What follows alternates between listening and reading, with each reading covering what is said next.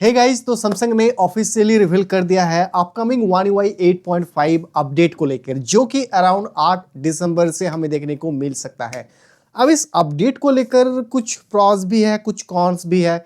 क्यों, थोड़ा सा आगे हम इस वीडियो में बात करेंगे, बट उससे पहले इस अपडेट के बारे में थोड़ा सा और डिटेल शेयर करना चाहूंगा। नाउ सबसे पहले ये जो 8 दिसंबर को अराउंड रिलीज हो सकता है सैमसंग की अपकमिंग One UI 8.5 वाला अपडेट, ये सबसे पहले तो बीटा टेस्टर्स के लिए आएगा। अगर आप एक नॉर्मल यूजर हो, मींस कि जैसे ही फोन के अंदर आपने देखा कि सेटिंग्स में जाके सॉफ्टवेयर अपडेट किया, नया अपडेट आया, तो अगर आप एक वैसा यूजर हो तो आपके लिए अराउंड फरवरी के एंड या फिर मार्च से मिलना स्टार्ट होगा। डिपेंड कि आप कौन सा डिवाइस सैमसंग का यूज कर रहे हो। नाउ ये बीटा प्रोग्राम बीटा टेस्टर्स के लिए होता है और इस बीटा अपडेट के अंदर कुछ बग्स आपको देखने को मिल सकता है, कुछ प्रॉब्लम्स आ सकता है, कुछ इश्यूज आप फेस कर सकते हो।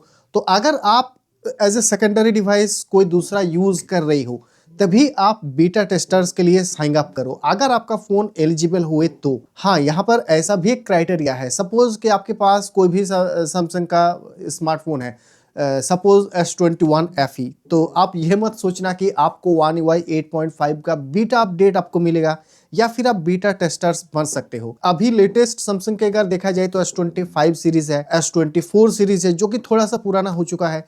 तो इन सारे डिवाइसेस के लिए ही सैमसंग बीटा प्रोग्राम को रिलीज करता है। नाउ ये जो बीटा अपडेट है, अगर आप साइन अप करते हो तो उससे पहले अपने फोन का जितना भी डेटा है उसे बैकअप रखना होता है, क्योंकि बीटा अपडेट के अंदर अक्सर बग्स प्रॉब्लम्स देखने को मिल सकता है, जिसके कारण फोन के अंदर कुछ प्रॉब्लम आ सकता है, डेटा आपका पूरा जा सकता है।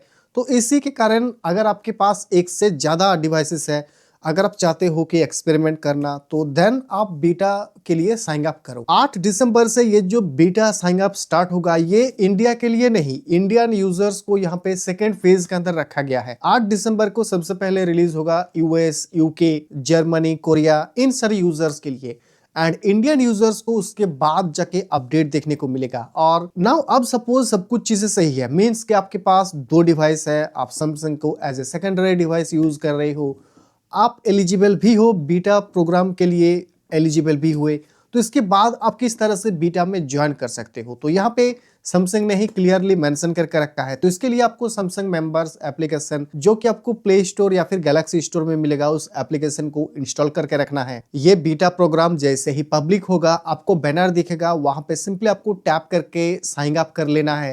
एंड अगर आप एलिजिबल हुए तो नॉर्मली जिस तरह से आप फोन को अपडेट करते हो सेटिंग्स में जाके सॉफ्टवेयर अपडेट, आपको One UI 8.5 का बीटा अपडेट देखने को मिल जाएगा। अब जैसे कि इसका नाम बीटा टेस्टर्स है, तो ऑब्वियसली आपको टेस्टिंग में देखने को मिलेगा कुछ ना कुछ बग्स प्रॉब्लम्स। तो उन सारे बग्स प्रॉब्लम्स को आपको सैमसंग को प्रॉपरली बताना है। लेट्स सपोज कि आपके फोन में नेटवर्क ऑटोमेटिकली कभी कभी बंद हो जा रहा है, कभी कभी वापस आ रहा है, तो आप सैमसंग मेंबर्स एप्लीकेशन को खोल के ये चीज़ सैमसंग को बताओ कि इसमें ये नेटवर्क इशू है, नेटवर्क प्रॉब्लम है, ताकि सैमसंग उस चीज़ को फिक्स करे जब One UI 8.5 का स्टेबल अपडेट हमें देखने को मिले ना। तो आई होप आपको यहाँ पे सब कुछ चीज़ें मालूम हो गया होगा कि बीटा प्रोग्राम क्या है। एंड स्टेबल की अगर मैं बात करूँ तो ऑलरेडी One UI 8.5 का स्टेबल अपडेट हमें कब तक देखने को मिल सकता है, क्या कुछ फीचर्स आएगा, इसके बारे में लास्ट वीडियो के अंदर बता कर रखा हूँ, तो आप उस वीडियो को जाके एक बार चेकआउट कर लेना। अब उस प्रॉब्लम के बारे में बात करते हैं, जो कि कहीं ना कहीं मुझे ऐसा लगता है कि